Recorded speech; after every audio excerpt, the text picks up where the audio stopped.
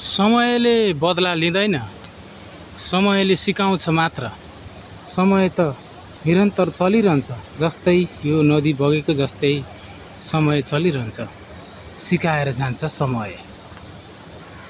समय शक्तिशाली हुन्छ, हर कसैलाई समयले पाठ सिकाएर जानेछ। समयको महत्त्व जसले बुझ्छ त्यो नै जीवनमा सफल हुन्छ। समय नबुझ्नाले, समयको परिस्थिति अनुसार चल्न नसक्नाले मान्छे असफल हुँदो रहेछ। मेरो जीवन त्यही भइरहेको छ। तसर्थ आज 12 सिङ्गेबाट यहाँलाई मिसन 87 को 38औं दिन नमस्कार भन्न चाहन्छु।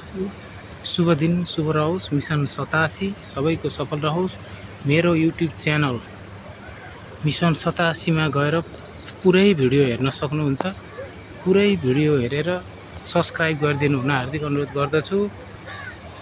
चितवन 12 सिङ्गे जय मिसन 87। र अर्को कुरो एउटा के भन्न चाहे भने सबैले ध्यान दिएर सुन्नु होला।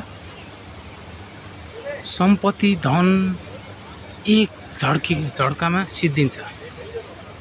तिम्रो सुन्दरता एउटा बिरामीले खतम बनाइदिन्छ र तिम्रो मान इमान एउटा गल्तीले पानीमै स्वाहा हुन्छ।